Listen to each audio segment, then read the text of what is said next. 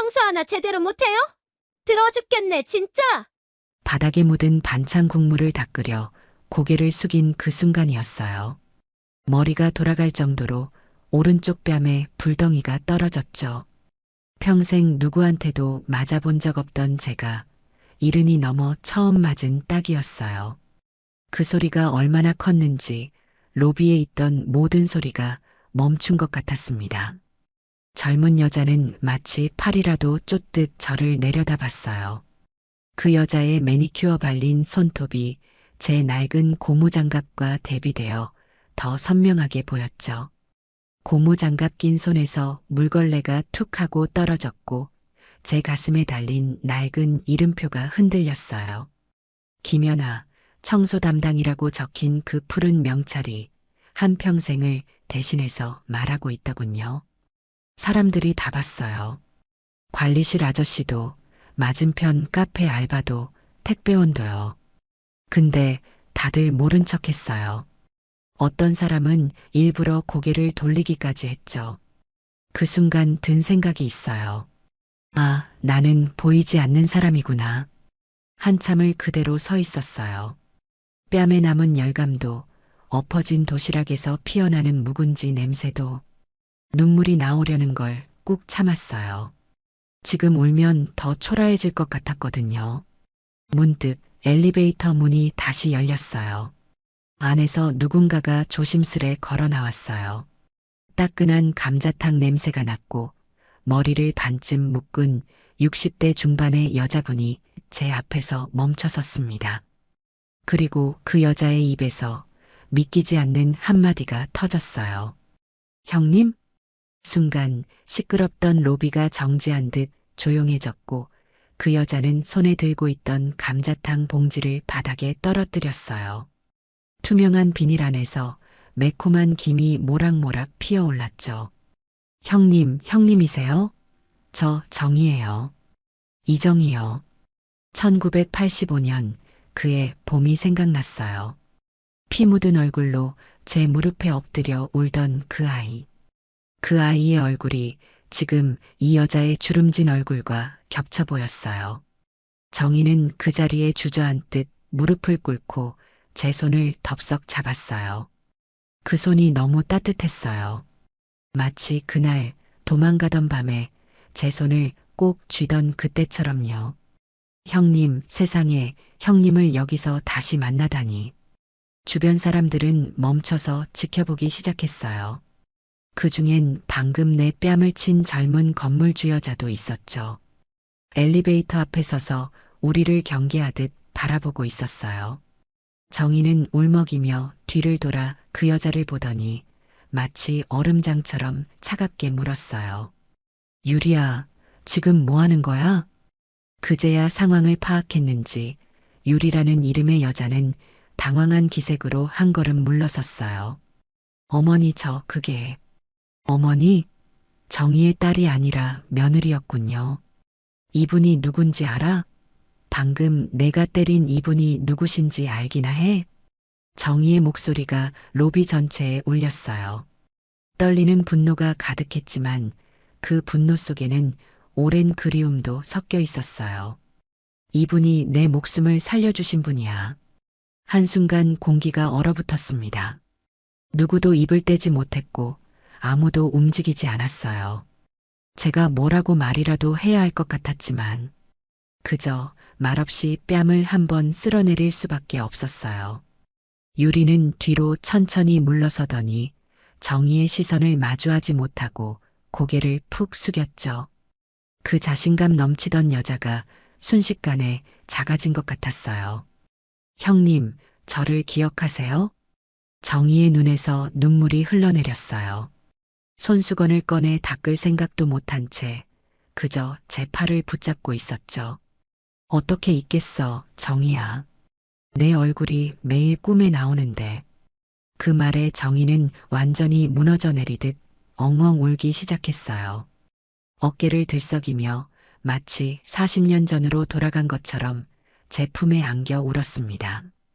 형님, 그날 밤 형님이 아니었으면 전 지금 이 세상 사람이 아니었어요. 그 순간이었어요. 정희의 눈빛이 울음에서 분노로 바뀌는 걸 봤습니다. 그 집에서 나를 구해달라 울던 그 애가 이젠 누굴 구해주려는 얼굴로 다시 돌아왔더라고요. 유리야, 너 지금까지 순한 얼굴로 싹싹하던 내 며느리가 맞니? 내가 방금 이분한테 한 짓이 뭐야? 유리의 얼굴에서 핏기가 싹 가셨어요. 이제야 뭔가 크게 잘못됐다는 걸 깨달은 듯 했죠.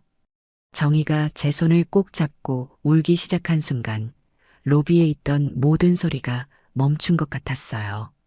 엘리베이터의 딩소리도 바닥을 닦는 내 손의 움직임도 숨소리조차 작게 들렸어요. 유리는 완전히 얼어붙은 표정이었죠. 한참을 울던 정희가 조심스럽게 말했어요. 형님 기억하세요?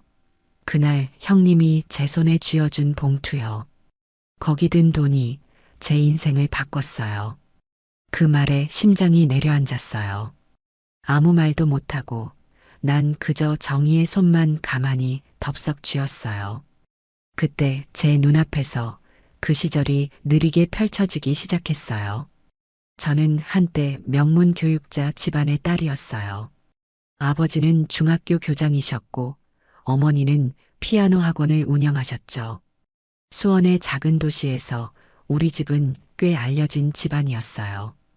동네 사람들이 김 교장 선생님 따님이라며 반갑게 인사하던 시절이 있었죠. 제가 20살 되던 해인 1972년 대학교 입학을 앞두고 있었어요.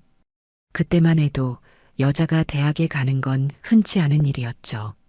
하지만 교육자 집안이다 보니 아버지께서 우리 연하는 대학 나와서 훌륭한 선생님이 될 거야 라고 늘 자랑스러워 하셨어요. 그런데 하루아침에 모든 게 바뀌었어요. 연하야, 아버지가 잠깐 실수를 했어.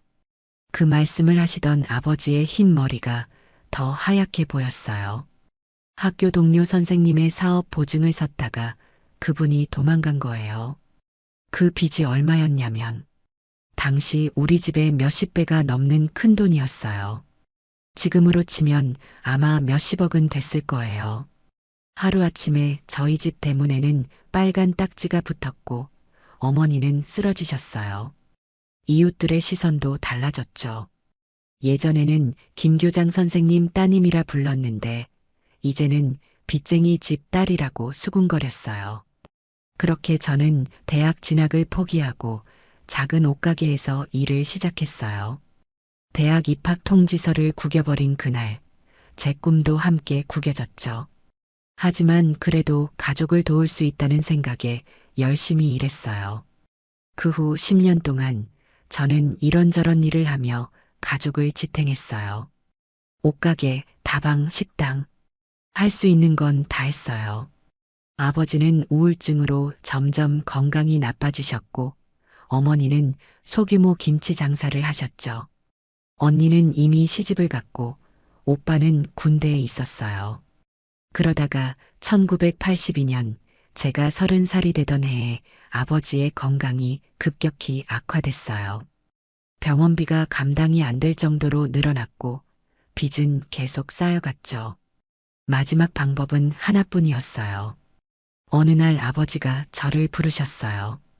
연아야, 조금만 참고 시집가면. 눈물을 삼키며 아버지가 말씀하셨어요. 청량리 시장에 윤신혜라고 있어. 사채업을 하는 집안인데 그 집 장남이 장가를 못 갔대. 그때는 그런 시대였어요. 딸이 집안을 구하기 위해 자신을 희생하는 게 당연하게 여겨지던 시절이었죠. 괜찮아요, 아버지, 제가 갈게요. 마음은 무너져 내렸지만 표정 하나 바꾸지 않고 대답했어요. 겨울이 지나고 봄이 오던 1982년, 제가 30살이 되던 해에 청량리 이자쟁이 집안으로 시집갔어요. 지금 젊은 사람들은 상상도 못할 일이겠지만 그때는 신랑 얼굴도 제대로 못 보고 시집가는 경우가 많았어요. 저도 신랑 사진 한 장만 보고 결혼했죠. 혼례식 날 족두리를 쓰고 연지곤지 찍던 제 모습이 아직도 선해요. 어머니는 저를 안고 한참을 우셨고 아버지는 제 손을 잡고 계속 고개만 숙이셨어요. 연아야, 미안하다. 정말 미안하다. 그때 아버지 모습이 지금도 잊히지 않아요. 평생 꼿꼿하셨던 분이 제 앞에서 그렇게 무너진 모습으로 말이죠. 저는 오히려 웃으며 아버지를 위로했어요. 괜찮아요. 제가 잘 살게요. 걱정 마세요. 그렇게 저는 청량리 시장 뒷골목, 그 높은 3층 양옥집으로 들어갔어요. 시장 상인들에게 돈을 빌려주고 한 푼도 덜 받지 않는다는 이자쟁이 집안이었죠. 윤신의 앞을 지나칠 때는 고개를 숙여라는 말이 있을 정도였어요. 시아버지는 대단히 무서운 사람이었어요. 항상 검은 양복을 입고 장부를 손에서 놓지 않았죠. 손님이 오면 반말을 하고 돈을 제때 갚지 못하는 상인들에게는 위협도 서슴지 않았어요. 채무자는 빚 때문에 개인까지 바치는 법이야. 그런 말을 자주 하셨어요. 돈 빌린 사람들이 시아버지께 찾아올 때면 허름한 옷을 입고 머리 숙여 빌던 모습이 아직도 눈에 선해요. 빌려준 사람이 악마가 되고 빌린 사람이 천벌받을 죄인이 되는 이상한 세상 같았어요. 그런 집에 저는 그저 팔려온 여자였어요. 시아버지가 친정아버지 빚을 탕감해주는 조건으로 시집 온 거였으니까요. 시어머니는 항상 저를 못마땅하게 여기셨고 시누이들은 교수 딸인데 기세가 죽었네라며 비웃었어요. 그리고 결혼 첫날 밤 저는 남편이 말을 하지 못한다는 걸 알게 됐어요. 윤태호 씨, 저랑 말씀 안 하실 거예요? 남편은 눈만 깜빡이다가 종이를 꺼내 글씨를 썼어요. 나는 말을 못합니다. 어릴 때 사고로 목소리를 잃었어요. 그제야 알았어요. 중매쟁이가 조용한 사람이라고 말했던 이유를. 시아버지는 중매쟁이에게 돈을 주고 이 사실을 숨겼던 거예요. 장애가 있는 아들을 빚쟁이의 딸과 결혼시킨 거죠. 첫날 밤 저는 이불을 뒤집어 쓰고 한참을 울었어요. 신랑은 구석에 앉아 저를 지켜보다가 조심스럽게 메모를 건넸어요. 미안합니다. 내가 더 괴로워요. 당신이 원하면 이혼해도 좋아요. 그 글씨체가 참 곱더라고요. 말은 못해도 마음이 고운 사람이란 걸 느꼈어요. 그날 밤 저는 결심했어요. 이왕 여기 온 거 최선을 다해 살아보자고. 그렇게 저희 부부의 독특한 소통이 시작됐어요. 태호 씨는 저한테 손짓으로 말했고 때로는 작은 쪽지에 글씨를 썼어요. 시간이 지나면서 저는 그의 눈빛만 봐도 무슨 말인지 알 수 있게 됐죠. 밤중에 작은 손전등 불빛 아래서 서로에게 손글씨로 이야기를 나누던 시간이 있었어요. 그렇게 하루하루 지내다 보니 말 못하는 남편에게서 생각지도 못한 따뜻함을 발견하게 됐어요. 태호 씨는 목수일을 할 줄 알았어요. 시장 근처에서 작은 가구점을 운영했죠. 말을 못하니 장사는 잘 안 됐지만 그의 손으로 만든 가구들은 정말 아름다웠어요. 어느 날 태호 씨가 제게 작은 화장대를 만들어 주었는데 그 섬세함에 놀랐어요. 당신 얼굴이 예뻐 보이는 거울을 달았어요. 그런 메모와 함께요.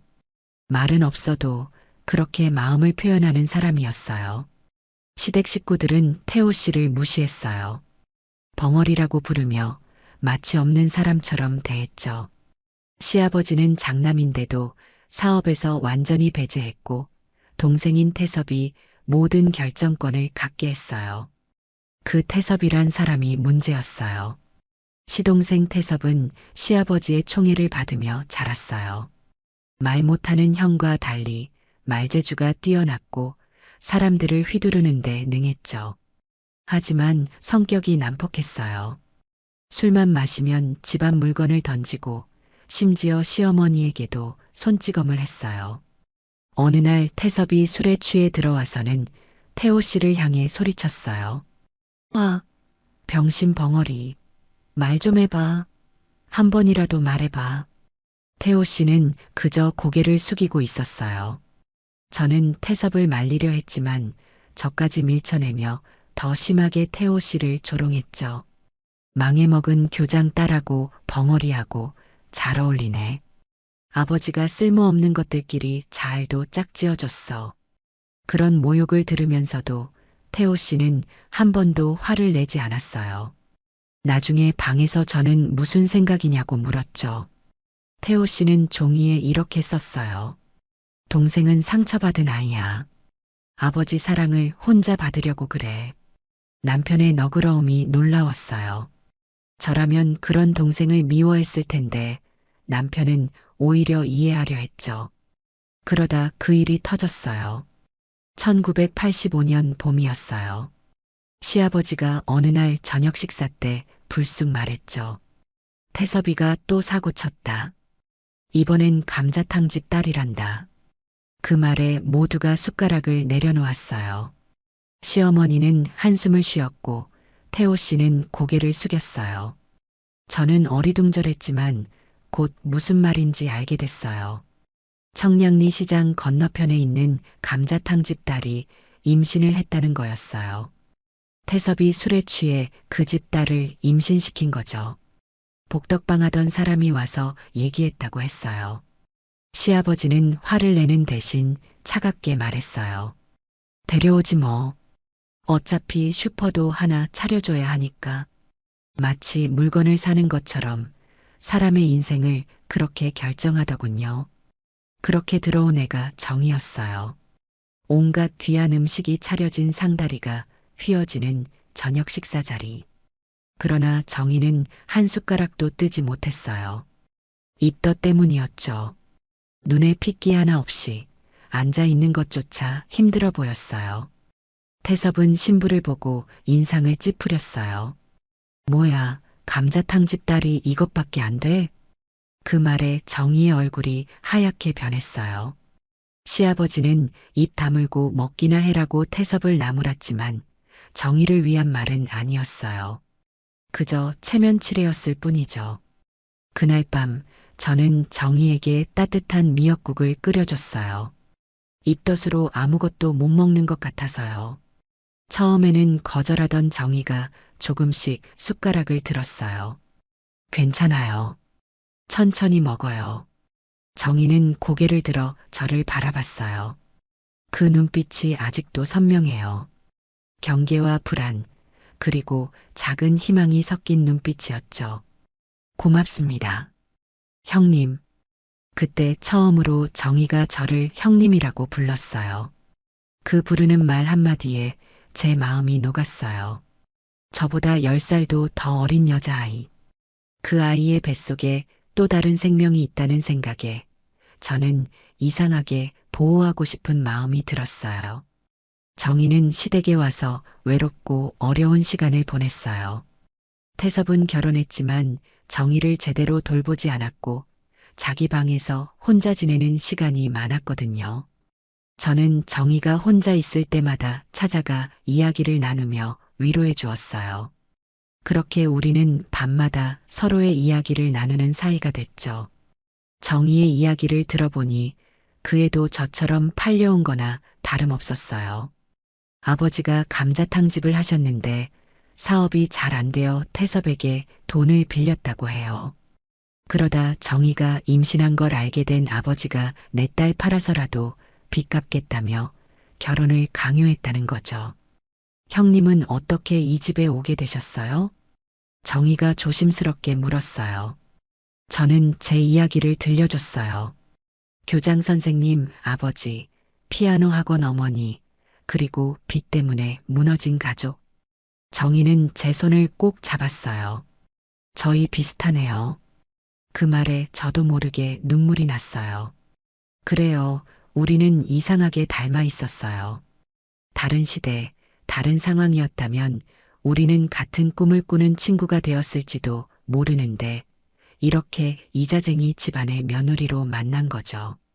그날부터 저는 정희를 진짜 동생처럼 생각했어요. 아침 일찍 일어나 정희가 먹기 좋은 음식을 준비했고 태섭이 괴롭힐 때마다 소리 없이 정희를 보호했죠. 태호 씨도 정희에게 친절했어요. 가끔 작은 나무 인형을 깎아 선물했는데 나중에 아기를 위한 거라고 쪽지를 건네주곤 했죠. 하지만 그런 평화는 오래가지 않았어요. 태섭의 폭력은 날이 갈수록 심해졌으니까요. 몇 달이 지나 정희의 배가 불러오자 태섭은 더 거칠어졌어요.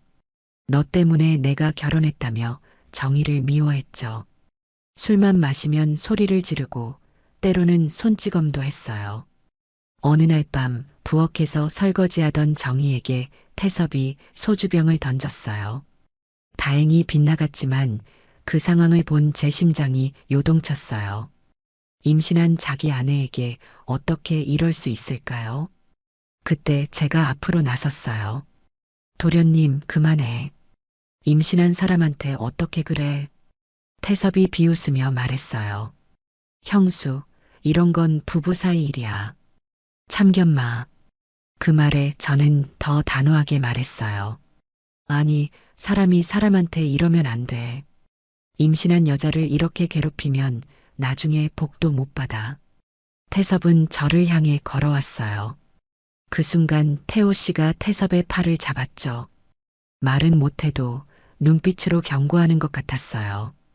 태섭은 형을 밀치고 방으로 들어가 버렸어요. 그날 밤 정희는 제 손을 꼭 잡고 속삭였어요. 형님, 저 무서워요. 이 집에서 이 아이를 지킬 수 있을까요? 저는 그 아이의 등을 토닥이며 말했어요.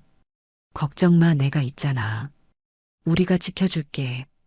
그 말을 하면서도 제 마음속에는 불안감이 커져가고 있었어요.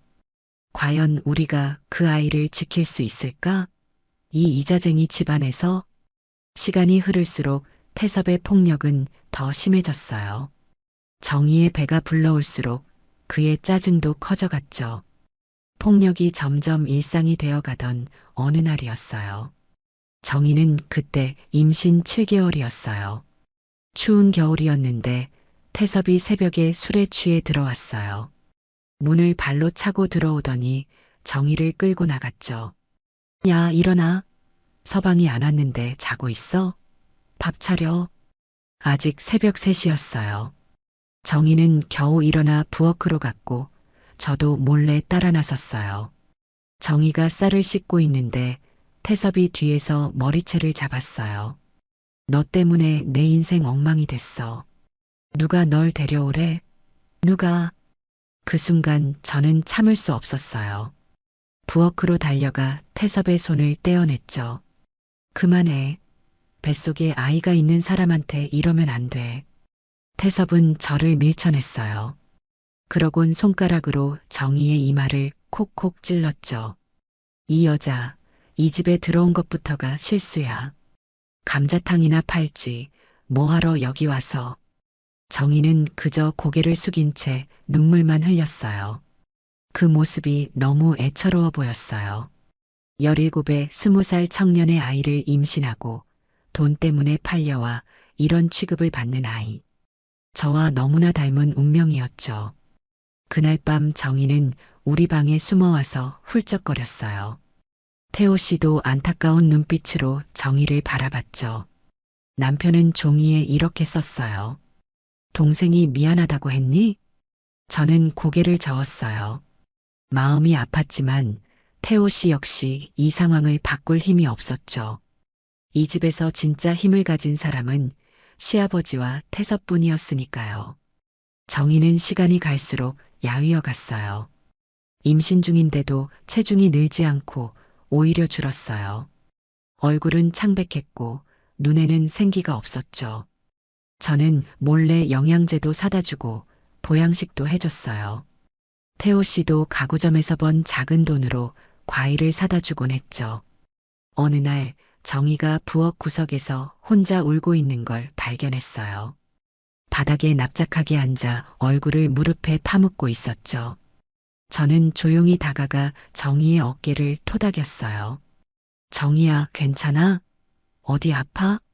정희는 고개를 들어 저를 봤어요. 그 눈에 깃든 절망이 가슴을 찔렀어요. 형님, 죽고 싶어요. 근데 뱃속에 있는 이 아이가 걱정돼요. 그 말에 내가 그날 밤 이불 뒤집어 쓰고 얼마나 울었는지 몰라요. 살면서 그렇게 서러운 눈빛은 처음 봤거든요. 저는 정희를 자주 데리고 시장에 나갔어요. 신선한 공기도 마시고 잠시라도 그 집을 벗어나게 해주고 싶었거든요. 시장에서 함께 반찬거리를 고르고 간혹 분식집에 들러 떡볶이도 사 먹었어요. 그럴 때면 정희의 표정이 조금씩 밝아졌죠. 형님, 저 감자탕 정말 잘 끓여요. 우리 아버지한테 배웠거든요. 정희가 자랑스럽게 말했어요. 그날 정희는 저에게 감자탕 끓이는 비법을 알려줬어요. 묵은지와 소주를 넣고 마지막에 들깨가루를 살짝 뿌리는 거였죠. 저는 그날 처음으로 정희의 진짜 웃음을 봤어요. 자기가 좋아하는 것, 잘하는 것을 이야기할 때만큼은 그 아이가 빛나 보였어요. 아이가 태어나면 비법을 알려줄 거예요. 그렇게 작은 꿈을 꾸던 정이었어요. 하지만 현실은 그렇게 순탄치 않았죠. 임신 8개월 차에 접어들었을 때였어요. 태섭이 또 술에 취해 돌아왔어요. 이번엔 여자를 데리고 왔더군요. 둘이서 웃고 떠들며 들어오는데 정희가 마침 화장실에서 나오다 마주쳤어요. 야, 넌 뭐야? 이리 와. 태섭이 정희의 팔을 잡아 끌었어요. 그날따라 유난히 취했던 태섭은 정희의 배를 가리키며 여자에게 말했어요. 내 아이라고? 글쎄, 장담할 수 없지. 그 말에 정희의 얼굴이 하얗게 변했어요. 임신한 여자에게 그보다 더 잔인한 말이 있을까요? 저는 재빨리 정희를 데리고 방으로 들어왔어요. 정희는 온몸을 떨며 울었죠. 형님, 이 집에서 저 못 살 것 같아요. 저는 정희의 손을 잡고 약속했어요. 조금만 참아. 아이 낳으면 좀 나아질 거야. 내가 있잖아. 하지만 그날 밤 최악의 일이 벌어졌어요. 새벽 2시쯤 태섭이 방문을 발로 차고 들어왔어요. 여자는 이미 보내고 혼자 더 마셨는지 더 취해 있었죠. 정희를 깨워 소리쳤어요. 와, 일어나. 그 애가 진짜 내 애 맞아? 정희는 겁에 질려 이불 속으로 들어갔어요. 저는 태섭을 말렸지만 그는 저를 밀쳐내고 정희의 이불을 확 걷어냈어요. 대답해. 내 애 맞냐고. 정희가 끄덕이자 태섭은 갑자기 정희의 배를 발로 찼어요. 그럼 왜 이렇게 못생겼어? 내 애면 잘생겨야지. 그 순간 모든 것이 느리게 돌아가는 것 같았어요. 정희가 비명을 지르며 배를 감싸 안았고 저는 태섭을 밀쳐냈어요. 태호 씨가 달려와 태섭을 방 밖으로 끌어냈지만 이미 늦었어요. 정희의 다리 사이로 피가 흘러내리기 시작했어요. 형님 아파요. 애기가. 저는 바로 구급차를 불렀어요. 하지만 1980년대 청량리에서 새벽에 구급차가 오는 건 쉽지 않았어요. 태호 씨가 택시를 잡으러 나갔고 저는 정희를 안고 있었어요. 온 방바닥이 피로 물들었어요. 시아버지와 시어머니는 무슨 일이냐고 물었지만 태섭은 이미 자기 방에 들어가 잠들어 있었어요. 아무도 시동생을 탓하지 않았죠. 그저 몸이 약해서 그렇다며 정희를 탓했어요. 병원에 도착했을 때 아이는 이미 숨을 쉬지 않았어요. 사산이었죠. 의사 선생님이 말했어요. 뱃속 아이가 강한 충격을 받았네요. 어떻게 된 일인가요? 아무도 말하지 않았어요. 그저 계단에서 넘어졌다고 둘러댔죠. 그땐 그런 시대였어요. 가정폭력이라고 말해봤자 집안일로 치부되던 때였으니까요. 그날 밤 정희는 내 무릎에 얼굴을 묻고 하염없이 울었어요. 형님, 제 뱃속에서 따뜻하게 자고 있던 애였어요. 이제 아무도 없어요. 저는 말없이 정희의 등을 토닥이며 입술만 씹었죠. 그 아이가 뱃속에서 죽었다는 그 말이 제 귀에 뱅뱅 맴돌았어요. 그날 밤 저는 결심했어요. 정의를 이 집에서 꺼내야겠다고요. 더 이상은 안 되겠다고 생각했어요. 다음번엔 정의의 목숨까지 위험할 수 있었으니까요. 한밤중에 태호 씨를 깨웠어요. 여보, 내가 정의를 도와야 할 것 같아요. 태호 씨는 놀라서 저를 쳐다봤어요. 그는 종이에 물었어요. 어떻게? 이 집에서 나갈 수 있게 돈이 필요해요. 태호 씨는 잠시 생각하더니 그의 작은 저금통을 꺼냈어요. 가구점에서 번 돈을 몰래 모아둔 것이었죠. 하지만 그건 도망치기에 턱없이 부족했어요. 그때 생각난 게 있었어요. 시아버지가 세금 피하려고 우리 부부 명의로 돌려놓은 건물. 그 건물, 전세금 일부가 제 손에 있었죠. 시장 근처에 있는 작은 상가였어요. 시아버지는 그 건물 명의만 우리 앞으로 해두고 실제 관리와 세입자 계약은 모두 자기가 했어요. 하지만 은행 통장은 제 이름으로 되어 있었죠. 저는 그 통장을 꺼내 보았어요. 전세 보증금 일부가 그대로 있었어요. 남편에게 보여주자 태호 씨는 놀란 눈으로 저를 쳐다봤어요. 그리고 종이에 썼어요. 위험해. 아버지가 알면 큰일 나. 알아요. 하지만 정이 이대로 두면 죽을지도 몰라요. 태호 씨는 고민하는 듯 했어요. 그러다 천천히 고개를 끄덕였죠. 그는 또 다른 종이에 썼어요. 나도 동생이 걱정돼. 재수 씨가 불쌍해. 저희는 그날 밤 계획을 짰어요. 시아버지 몰래 은행에 가서 돈을 인출하고 정희에게 그 돈을 주는 거였어요. 평생 모아온 저희 부부의 돈과 함께요. 다음 날 저는 아침 일찍 은행에 갔어요. 가슴이 두근거렸죠. 시아버지에게 들키면 어떡하나 싶었지만 정의를 생각하니 용기가 났어요. 은행에서 돈을 찾고 두꺼운 봉투에 넣었어요. 정의는 사산 후 병원에서 퇴원해 집에서 몸조리 중이었어요. 태섭은 마치 아무 일도 없었다는 듯 외출했고 시댁 식구들도 모두 자기 일에 바빴죠. 저는 조용히 정희의 방으로 갔어요. 정희야, 들어가도 돼? 정희는 창백한 얼굴로 누워 있었어요. 눈에는 생기가 하나도 없었죠. 형님. 저는 문을 닫고 정희 옆에 앉았어요. 그리고 봉투를 내밀었죠. 이거 받아. 새 삶을 시작하는데 필요할 거야. 정희는 놀란 눈으로 봉투를 바라봤어요. 그 안에는 제법 큰 돈이 들어 있었어요. 당시로는 적지 않은 목돈이었죠. 이게 뭐예요? 이 집에서 나가. 멀리 아무도 너를 찾을 수 없는 곳으로. 정희의 눈에 눈물이 고였어요. 그녀는 봉투를 받아들고 열어보더니 깜짝 놀랐어요. 형님, 이렇게 많은 돈을 어떻게 해? 묻지 마, 그냥 받아. 내 인생을 살아. 정희는 손을 떨며 봉투를 다시 내밀었어요. 안 돼요, 형님. 이건 너무 큰 돈이에요. 형님이 위험해질 거예요. 저는 단호하게 말했어요. 살아, 정희야. 지금 나가 아무도 모르게. 아기가 없어도 넌 살아야 돼. 정희는 손에 든 봉투를 떨리는 눈으로 보더니 입을 막고 소리 죽여 울기 시작했어요. 형님, 저 같은 게 살아서 뭐해요? 이 집에선 다들 죽으라고만 하잖아요. 그러니까 이 집을 떠나야 해. 너는 내 인생을 살아야 해.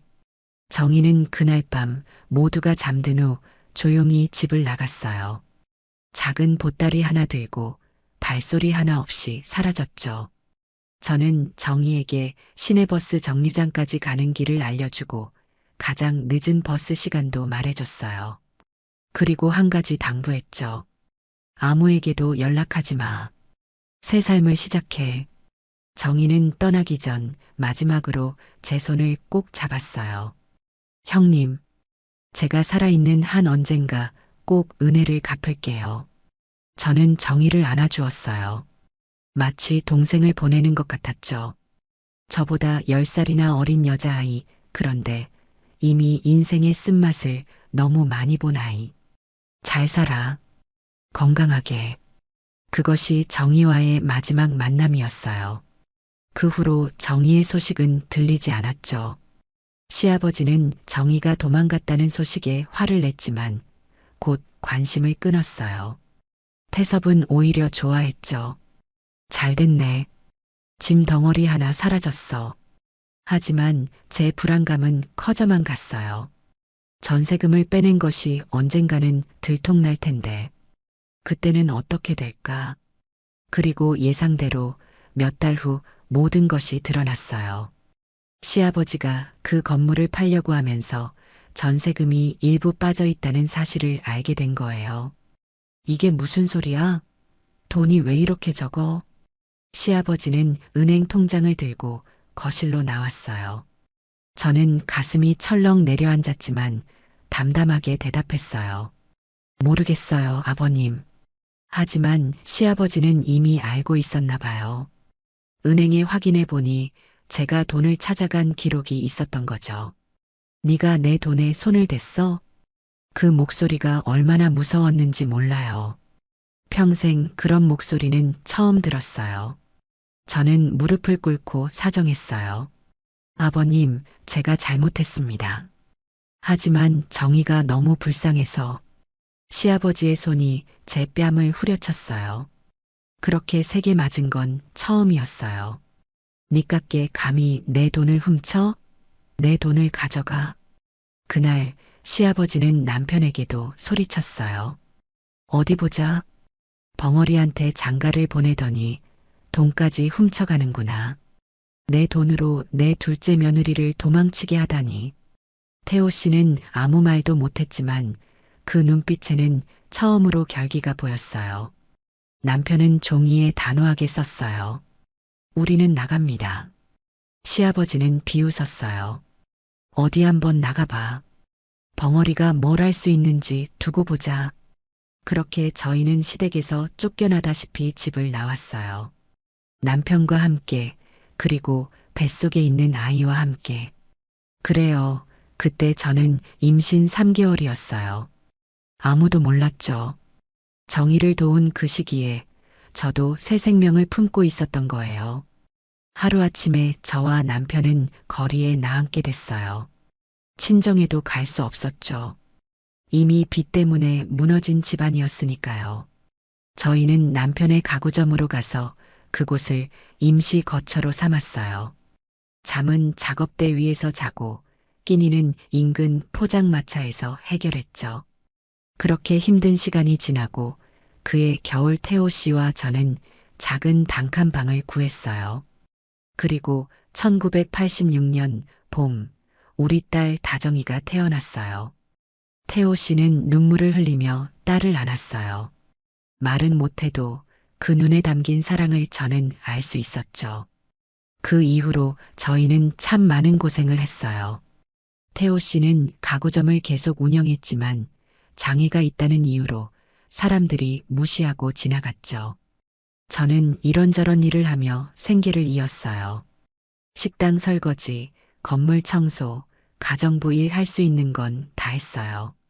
하지만 한 가지 후회하지 않은 것이 있다면 그건 정의를 도운 일이었어요.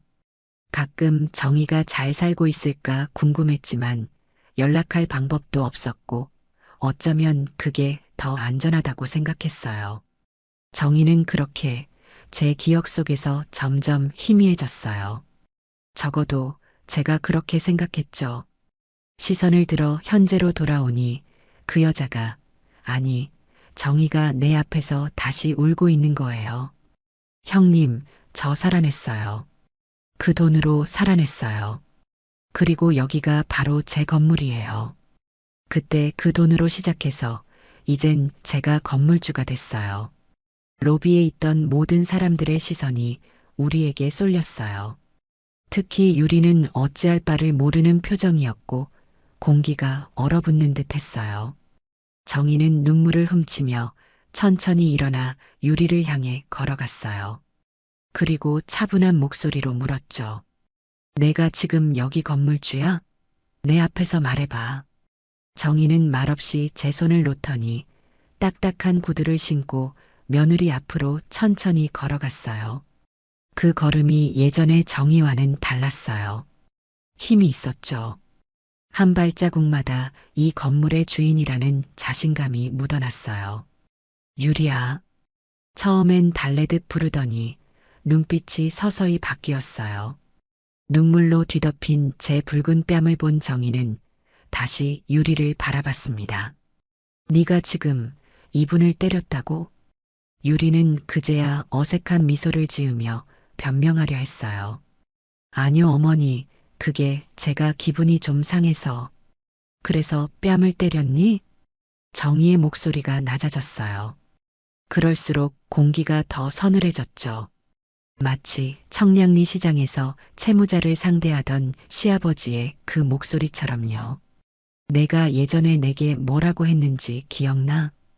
정희가 천천히 물었어요. 어머니 덕분에 이렇게 좋은 며느리가 됐다. 건물도 믿고 맡겨만 주세요. 그렇게 말했지? 정희는 아까부터 손에 들고 있던 감자탕 포장봉지를 천천히 로비 테이블 위에 내려놓았어요. 그리고 핸드백에서 서류 한 묶음을 꺼냈습니다. 서류 겉면에는 부동산 증여계약서라고 적혀 있었어요. 이거 원래 오늘 너한테 넘기려던 거야. 유리는 순간 숨을 멈췄어요. 눈이 휘둥그레졌죠. 우리 아들한테도 말 안 했어. 내가 만든 가게, 내가 번 돈, 내가 산 건물이니까 딱 너한테 줄 생각이었거든. 유리의 얼굴이 기대감으로 빛났어요. 그러나 정희의 다음 말이 로비 전체를 무겁게 가라앉혔어요. 근데 못 주겠어. 유리의 입이 벌어졌지만 아무 말도 안 나왔어요. 마치 40년 전 쫓겨나던 날의 제 표정 같았어요. 아이씨, 왜 들켜서는 신경질나? 몇 년 동안 아침 저녁 공들였는데 청소 아줌마 한 대 쳤다고 건물 안 준다고요? 유리의 목소리가 날카로웠어요. 얼굴이 빨개지고 입술도 떨렸죠. 갑자기 손에 쥔 명품 가방의 스트랩을 꼭 쥐더군요. 그 가방 하나가 제가 한 달 청소해서 버는 돈보다 비쌀 거예요. 넌 실격이야. 정희가 그 말을 할 땐 이미 눈에 눈물도 없었어요. 그저 담담하고 조용하고 단호했죠. 40년 전 그 정희와는 완전히 다른 사람이었어요. 이분이 누군 줄 아니? 정희가 저를 가리키며 말했어요. 그 지옥 같은 집에서 내가 살아서 나올 수 있게 만들어준 사람. 정희는 고개를 돌려 절 봤어요. 그리고 제 손을 다시 꼭 잡았습니다. 이분이요. 내가 아이를 못 지켜준 그날 밤 저를 밤새 품에 안고 울어준 분이에요. 그때 안 도와주셨으면 전 이미 죽었겠죠. 제 눈에서도 눈물이 흘러내렸어요. 세월은 참 묘한 것 같아요. 40년이 지나도 그날의 아픔은 그대로인데 이렇게 다시 만나 올 수 있다는 게 어쩌면 이것도 인생의 한 축복인지도 모르겠어요. 정희는 증여 서류를 한 장씩 찍기 시작했어요. 눈 하나 깜빡이지 않고 그 예쁜 손으로 차곡차곡 갈라냈습니다. 공증 도장이 찍힌 종이가 바닥으로 천천히 흩날렸어요. 어머니, 그거 공증 다 받은 거잖아요. 언제 또 절차를 밟게요? 돈도 들고 세금도 또 내고. 유리의 다급한 목소리. 하지만 정희는 모든 종이를 끝까지 찢었어요. 세금이 문제니? 내가 이분의 뺨 때린 걸 보니 내 마음에 뭐가 중요한지 알겠더라. 서류 파편이 바닥에 흩날렸고 유리는 그걸 말리지도 못한 채 그저 멍하니 서 있기만 했어요. 형님, 정희가 고개를 숙였습니다. 어딘가 익숙한 장면이었어요. 그날 밤처럼요. 이 건물 형님께 드릴게요. 그때 그 봉투 제가 이렇게 갖고 싶어요. 그 말에 저는 숨이 멎는 줄 알았어요. 한평생 남의 집, 남의 건물만 청소하던 내가 어떻게 건물주가 된다는 말인지 머리가 하얘졌어요. 정희야, 무슨 소리를 하는 거야? 그때 그 돈, 그건 그냥 내 동생 같아서 살라고 준 거였잖아. 그래요. 그렇게 살아봤더니 살만하더라고요. 그리고 살았으니 갚아야죠. 사람답게 정의의 눈에서 눈물이 흘러내렸어요. 이번엔 감사의 눈물이었죠. 제가 감자탕집에서 일하다가 조그만 가게를 차렸어요. 그때 형님이 준 돈으로요. 그게 지금은 체인점이 됐고 여기까지 왔어요. 정희는 무릎을 꿇었어요. 로비 바닥에 그 비싼 옷을 입은 채로요. 형님, 제가 잘못했어요. 형님이 그 돈 때문에 얼마나 큰 고통을 받으셨는지 얼마 전에 알게 되었어요. 그래요. 정희가 떠난 후 전세금 문제가 들통났어요. 시아버지는 경로했죠. 그 집에서 더 이상 살 수 없었어요. 쫓겨났죠. 하루아침에 저와 남편은 거리에 나앉게 됐어요. 정희는 그 사실을 어떻게 알았는지 모든 걸 알고 있었어요. 형님이 저 때문에 집에서 쫓겨나셨잖아요. 제가 안 들었다고 생각하셨겠지만 얼마 전 감자탕 먹으러 온 동네 사람들한테 다 들었어요. 형님이 시아버지한테 맞으면서도 저 도와준 걸요. 여기저기 수소문해서 형님을 찾고 있었어요. 제 눈에서 눈물이 주르륵 흘러내렸어요. 옛날엔 그 일을 생각하면 화만 났는데 지금은 왜 이렇게 마음이 따뜻해지는지 모르겠어요. 정희는 핸드백에서 또 다른 서류를 꺼냈어요. 이번엔 건물 등기 부등본이었죠. 이 건물 제 이름으로 되어 있어요. 제가 오늘 공증 사무실에 가서 형님 이름으로 바로 이전할게요. 유리가 그제야 상황을 완전히 이해했는지 창백한 얼굴로 자리에서 물러났어요. 이게 무슨 소리예요? 어머니, 제가 실수한 건 미안하지만 그렇다고 완전히 다른 사람한테 건물을 준다고요? 말이 되는 소리를 하세요. 정희는 유리를 보더니 무표정한 얼굴로 말했어요. 이제 너 내 며느리 아니다. 그 한마디가 떨어지는 순간 로비에선 아무도 숨을 쉬지 않았어요. 마치 시간이 멈춘 듯 했죠.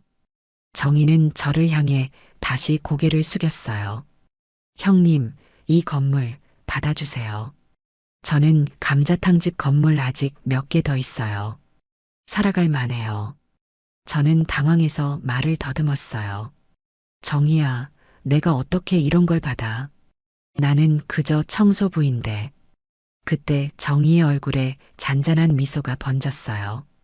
형님, 제가 지금 무릎 꿇고 빌고 있잖아요.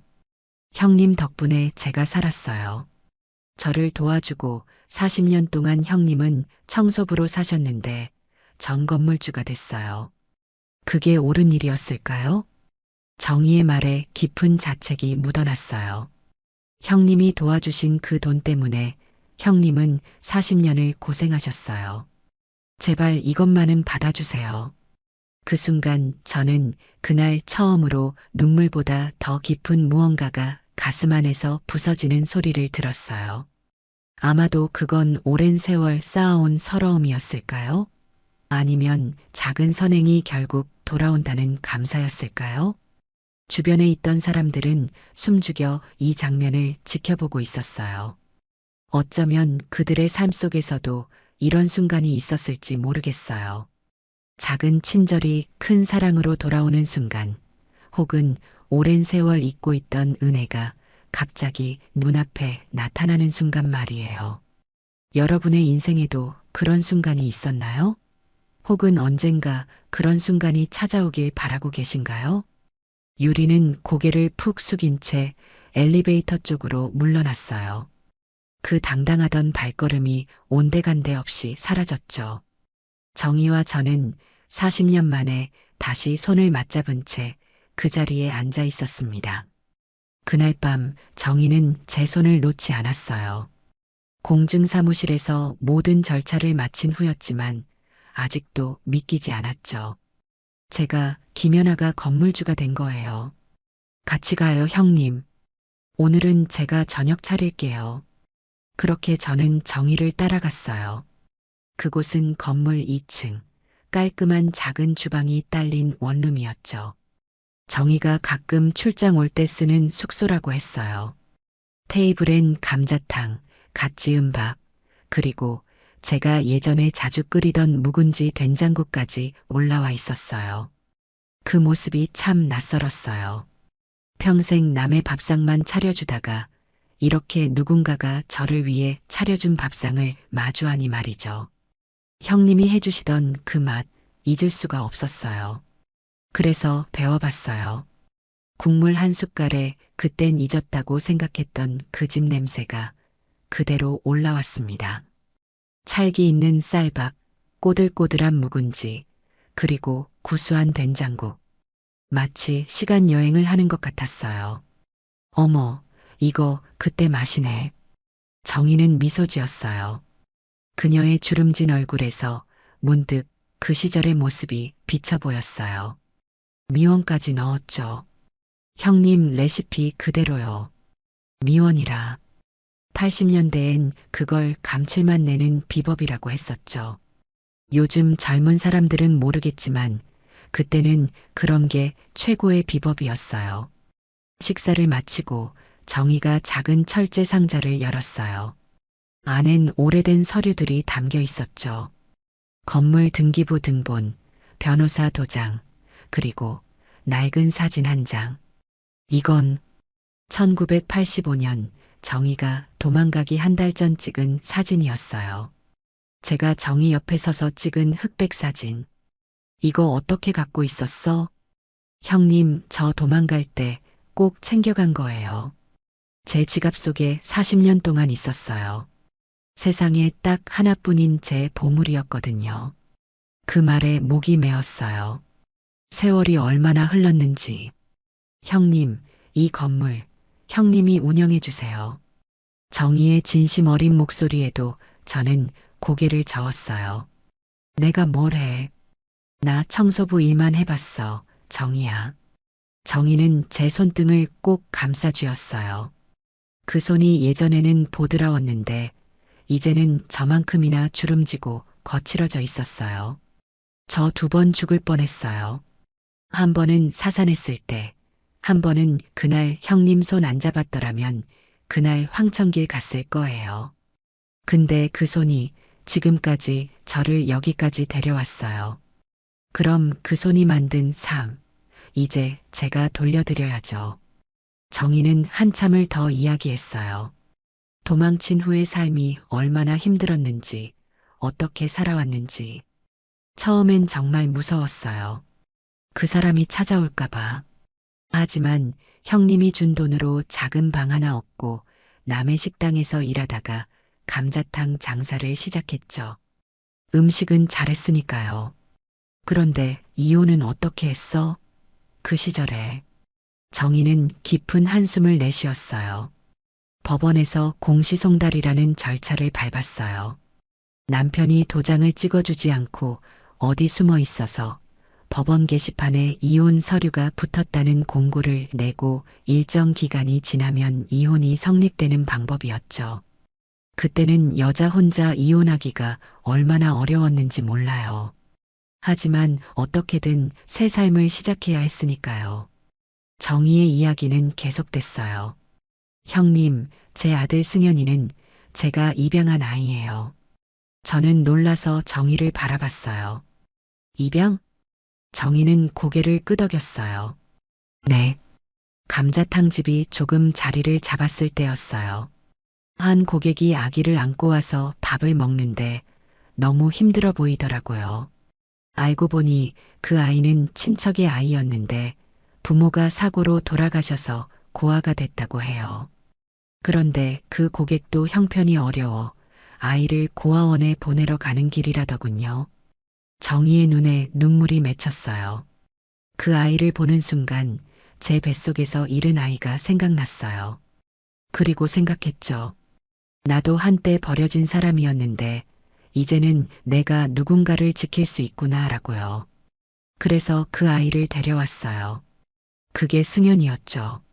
그 말을 들으니 가슴이 뭉클해졌어요. 정희는 자신이 받은 도움을 또 다른 방식으로 나누고 있었던 거예요.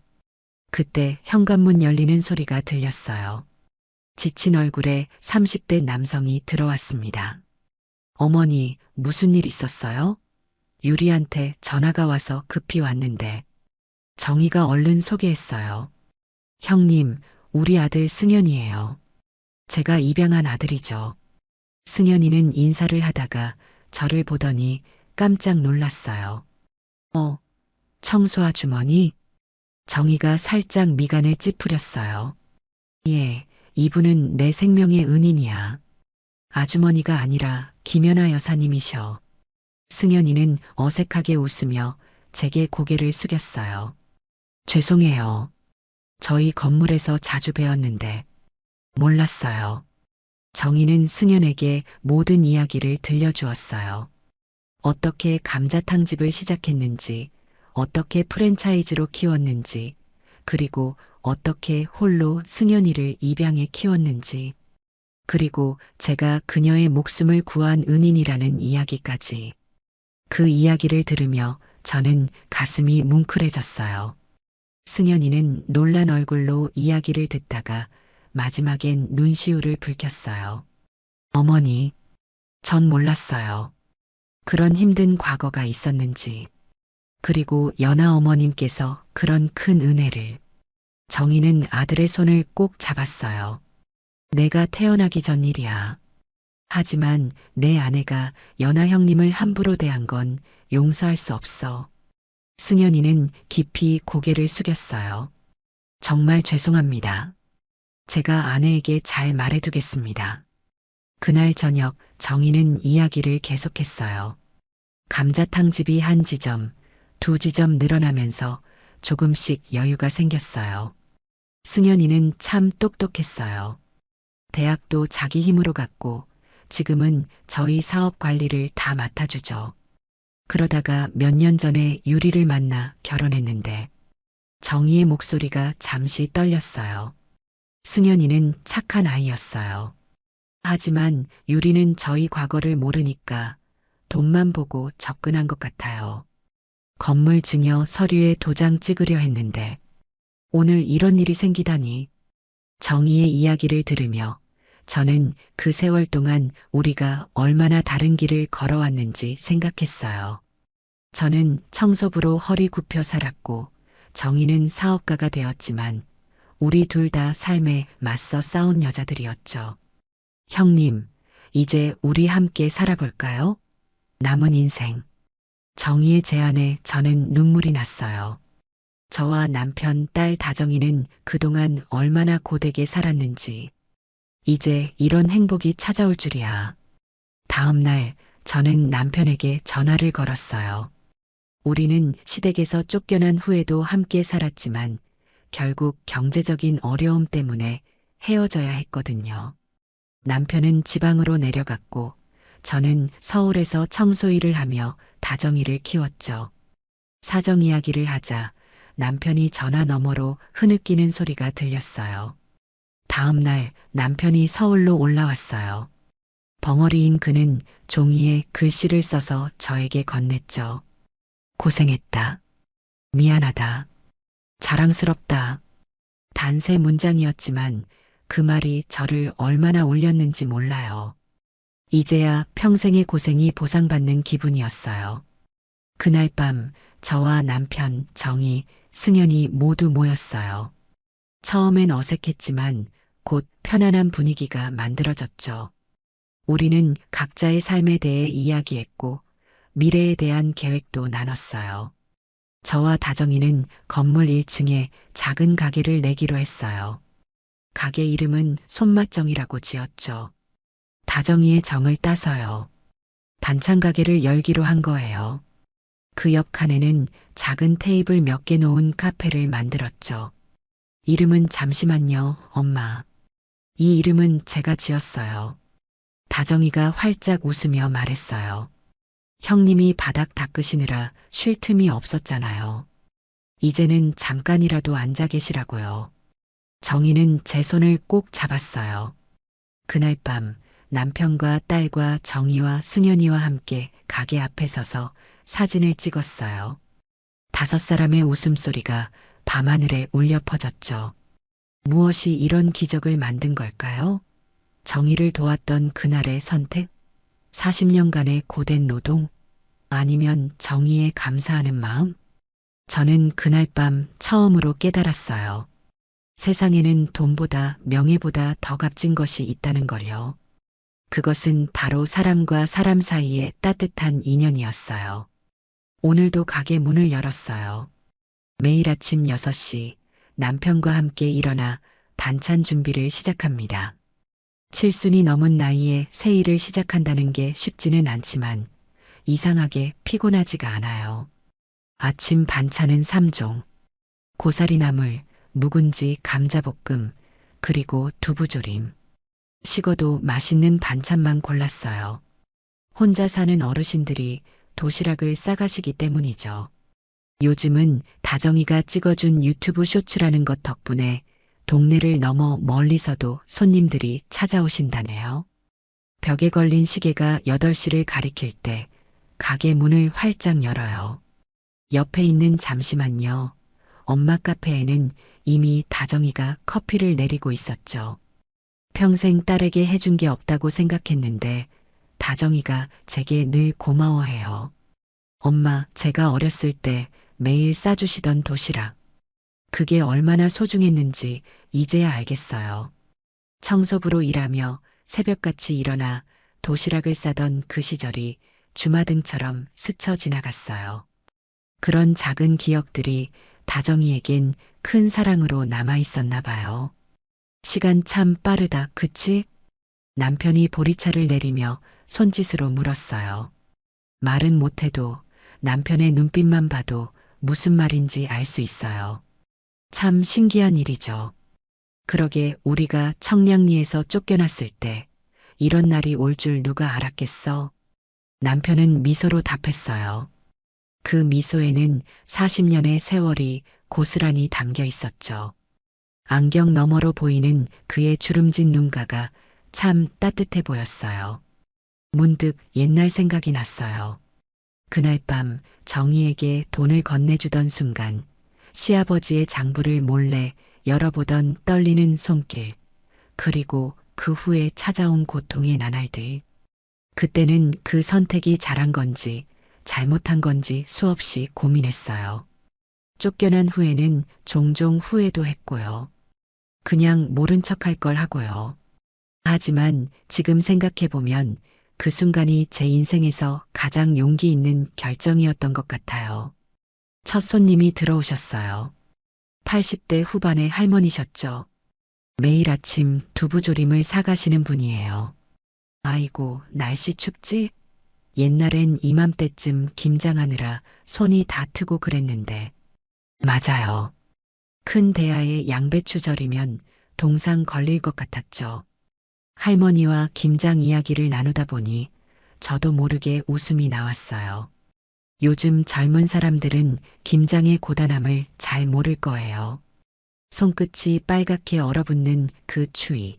그래도 온 가족이 모여 담그던 그 김치 맛은 지금도 잊을 수 없죠. 어이구, 이 두부조림은 어쩜 이렇게 맛있어. 내 어머니가 해주시던 맛이야. 그 말에 가슴이 따뜻해졌어요. 제 음식이 누군가의 어머니를 떠올리게 한다니. 이보다 더 큰 칭찬이 있을까요? 오전에는 주로 인근 직장인들이 점심 도시락을 사러 와요. 그들을 볼 때마다 예전에 다정이 도시락 싸주던 생각이 나죠. 한 젊은이가 도시락을 받아들고 환하게 웃을 때 문득 그 미소가 40년 전 정의의 미소와 겹쳐 보였어요. 정말 세상은 돌고 도는 것 같아요. 제가 한때 청소하던 그 건물에서 이제는 제 가게를 운영하고 있으니까요. 점심시간이 되자 정희가 들어왔어요. 요즘은 매일 점심을 먹으러 와요. 정희는 여전히 감자탕 체인점 10개를 직영으로 운영하고 있어요. 정말 대단한 사람이죠. 형님, 오늘은 무슨 반찬이에요? 된장찌개랑 잔멸치볶음, 시금치나물. 정희는 그 자리에서 밥 한 그릇을 뚝딱 비웠어요. 바쁘다며 항상 서두르는 정희가 좀 안쓰러울 때도 있어요. 정희야, 이제 좀 쉬엄쉬엄 해. 아이, 형님. 저는 일할 때가 제일 행복해요. 형님 덕분에 살아서 이렇게 일할 수 있는 게 얼마나 감사한지 몰라요. 문득 복도 끝에서 익숙한 얼굴이 보였어요. 유리였어요. 정희의 며느리였던 그 여자요. 그날 이후로 본 적이 없었는데 조심스럽게 가게 앞에 서 있었어요. 정희도 유리를 발견했는지 밥그릇을 내려놓고 잠시 침묵했어요. 그러다 조용히 말했죠. 들어와. 유리는 망설이다가 천천히 가게 안으로 들어왔어요.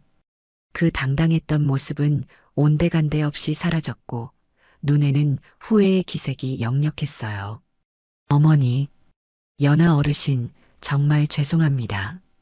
정희는 아무 말 없이 밥 한 공기를 더 떠서 테이블에 놓았어요. 먹어. 말은 먹고 하자. 유리는 그 자리에 앉아 조심스럽게 밥을 한 숟가락 떴어요. 그리고 눈물이 핑 돌더니 갑자기 울음을 터뜨렸죠. 다 지난 일이야. 앞으로 잘하면 돼. 정희도 한숨을 내쉬며 말했어요. 유리의 눈에서 눈물이 그치지 않았어요. 아마 그동안 많이 후회했던 모양이에요. 오늘도 저는 일찍 일어나 반찬을 준비합니다. 새벽에 묵은지를 씻고 감자를 깎으며 생각했어요. 이 음식이 누군가의 하루를 조금이라도 따뜻하게 해줄 수 있다면 그것만으로도 제 하루는 의미가 있는 거라고요. 마지막 손님이 떠나고 가게 문을 닫으며 생각했어요. 인생이란 참 묘한 것이라고요. 때로는 최악의 선택처럼 보이는 것이 결국에는 최선의 길이 되기도 하고 가장 깊은 상처가 가장 큰 축복으로 바뀌기도 하는 것이니까요. 지나가는 버스를 바라보며 미소 지었어요. 그 버스에도 누군가는 힘든 하루를 마치고 집으로 돌아가는 중일 테고 또 누군가는 새로운 시작을 향해 가는 중일 거예요. 모두가 저마다의 이야기를 안고 살아가는 거죠. 오늘 밤엔 정희와 함께 지하철을 타고 청량리에 가기로 했어요. 40년 만에 처음으로요. 그곳에서 무슨 생각이 들지, 어떤 감정이 올라올지는 모르겠지만, 이제는 두렵지 않아요. 삶이란 끝없이 이어지는 여정이니까요. 처음에는 아픔이었던 기억도 시간이 지나면 소중한 추억이 되기도 해요. 제 인생의 가장 고통스러운 결정이 가장 큰 축복으로 돌아왔듯이요. 퇴근길에 만난 청소부 아주머니께 제가 오늘의 반찬을 작은 도시락에 담아드렸어요. 그분의 놀란 표정이 아직도 눈에 선해요. 왜 저한테? 드세요, 맛있게요. 저도 평생 청소했거든요. 그분은 어색한 미소를 지으며 도시락을 받았어요. 그 모습에서 예전의 저를 보는 것 같았죠. 잠자리에 들기 전 창가에 서서 밤하늘을 바라봤어요. 40년 전 정희에게 돈을 건네주던 그날 밤에도 이런 별이 빛났을까요? 그때의 저는 상상도 못했겠지요. 40년 후 제가 이렇게 모든 것이 달라진 세상에서 감사함을 느끼며 살고 있을 거라고는 말이죠. 복은 참 조용히 찾아와요. 떠들썩한 소리도 요란한 불빛도 없이 그저 어느 날 고개를 들어보니 그 자리에 와 있더라고요. 어쩌면 그래서 더 진실한 것인지도 몰라요. 오늘도 저는 도시락을 쌉니다. 누군가의 외로운 저녁을 위로해줄 한 끼를 담아요. 그 도시락을 받은 누군가가 먹으며 생각했으면 좋겠어요. 세상 아직 살만하다고요. 그 한 끼가 누군가의 내일을 바꿀 수 있으니까요. 마치 40년 전 제 손에서 정희의 손으로 건네진 그 희망처럼요. 오늘 이야기가 마음에 드셨다면 좋아요와 구독, 알람 설정 잊지 마세요. 또 이야기를 보시고 마음에 남은 장면이 있으셨다면 댓글로 나눠주세요. 선생님의 한마디가 또 다른 분께 깊은 울림이 될 수 있습니다. 늘 감사합니다. 건강이 최고입니다. 하루 한 번 운동 잊지 마셔요.